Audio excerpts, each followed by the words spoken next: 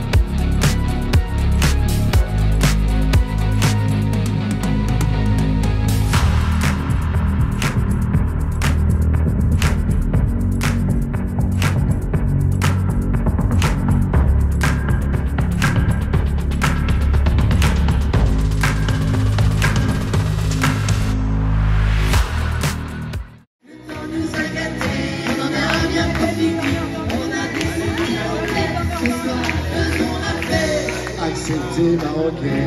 Elle est juste à dire je t'aime. Soyez sûr, j'en suis fière. J'ai la courage D'être avec vous ce soir. j'ai le cœur qui pétille. Minuit sert ou à boire. On a les yeux qui brillent. Attention, vous êtes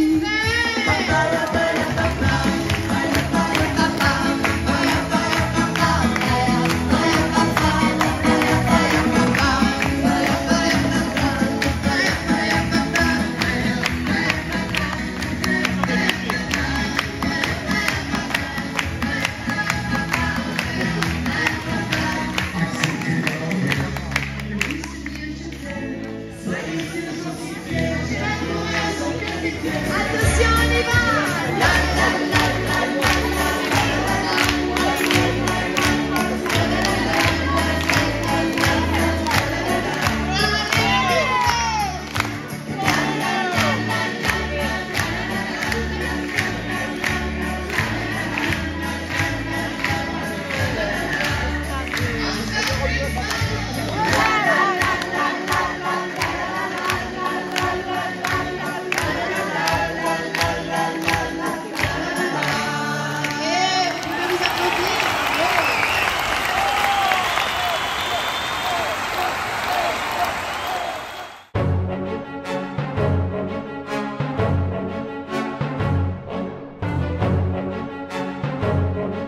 Pour la dernière sortie de l'ARVA 2023, donc l'ADER, en compagnie de Jean-Louis Tesseron pour le domaine des Bessons. Là, ici, vous êtes sur un lieu qui s'appelle l'Écomusée du Cognac, créé en 1989 par rapport à l'histoire familiale qu'on avait racontée de mes grands-parents, de mes arrière-grands-parents et de mes parents.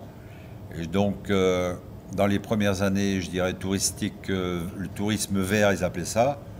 On a inauguré ça en 89. Et puis aujourd'hui, il passe entre 4 et 5 000 personnes qui viennent visiter tous les ans. Parce que là, a priori, c'est un lieu privilégié, Jean-Louis, c'est ça? Tout à fait. On se trouve dans la distillerie du domaine, qui n'est pas souvent accessible, parce que, bon, vous voyez, ça travaille, c'est chaud, il y a des trucs un petit peu dangereux. Mais bon, ça tombait sur une chauffe que je pouvais recevoir du public, c'était pas un problème.